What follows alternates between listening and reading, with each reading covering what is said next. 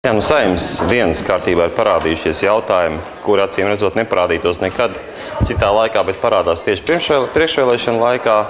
Un viens no šiem jautājumiem ir iespējamais balsojums par amatpersonām, padarot to atklātu.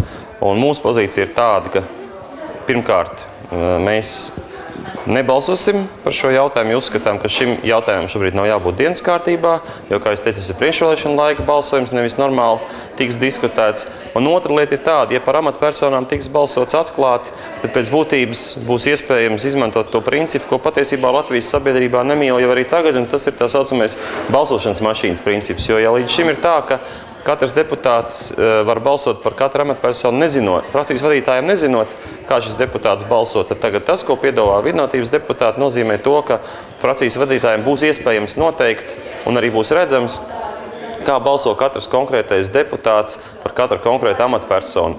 Un šī ir tā argumentācija, kas mūsuprāt būtu jāņem vērā un ir svarīga. Un mēs uzskatām, ka faktiski nav šis jautājums balsojums tādā veidā, kā tas tiek pasniegts. Un es pieļauju, ka kāds balsos arī pret manas minēto argumentu dēļ, ka nedrīkst būt balsošanas mašīnas mehānisms jautājumos par amatpersonu. Tas, manuprāt, ir godīgs. Tie ir godīgs spēles noteikumi.